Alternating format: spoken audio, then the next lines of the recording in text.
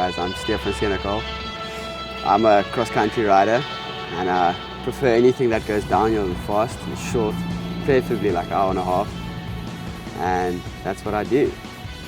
I'm 19 years old now. I'm racing in the under 23 category, but on the SAXEO circuit we don't have that anymore. We've only got elites now, so it's quite tough racing with the big boys, but you learn fast and you learn a lot, you know. It's quite intimidating at first, but you get used to it as the year progresses.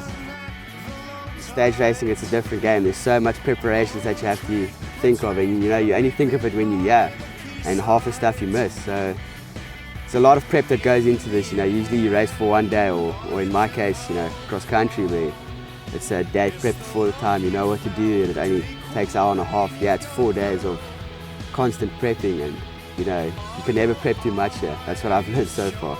The more the better, especially on the bike. Yeah, I'd say if you're packing your bag, you know, pack as much stuff as possible, especially mechanically wise, because you know, stage racing, it's from point A to B. If you get a mechanical out there, it's just you and your partner trying to fix the bike. So I'd say be precautious, take more things than you think you need, and you know, get to know your bike and mechanically, because it's rough out there. If you can fix your bike, it makes it a lot easier.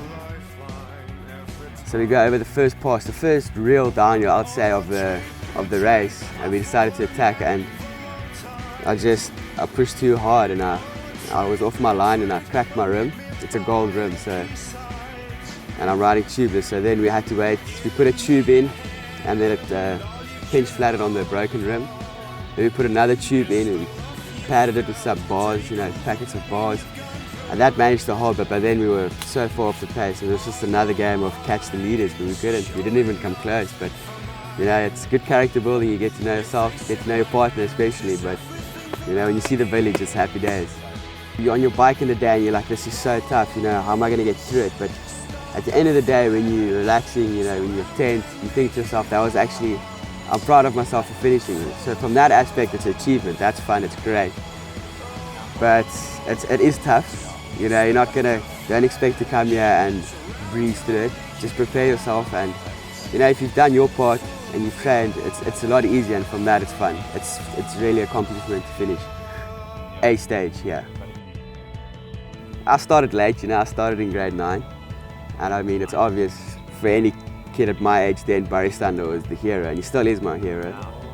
You know, but as far as that comes, you know, you've always got to have someone to look up to, but you've also got to push yourself. When you're making the step, it's like, take Philip base, you know.